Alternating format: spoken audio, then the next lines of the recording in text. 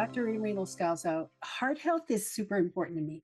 It's what took my parents' lives. And they didn't know that they had heart disease until they became a statistic, until they suddenly had fatal heart attacks. It happened to both my parents. There are tests that we know about now and we have access to now that if they done those back then, they would have been able to predict that there was some plaque building up in their arteries, that there was some inflammation building up in their arteries. I believe they could have been saved with the right direction and the right instruction and the right diet and lifestyle choices. That's why I'm passionate about this upcoming Heart Harmony Reset. It's a 5-day fully guided process where I'm going to take you through what some of those assessments are, some of the imaging that you can ask your doctor for. Getting this is super important, knowing your risk. And then once you know your risk, you can look at your genetics. We'll talk briefly about that there. Join me for the Heart Harmony Reset, 5 days, fully guided, and I can't wait to see you there.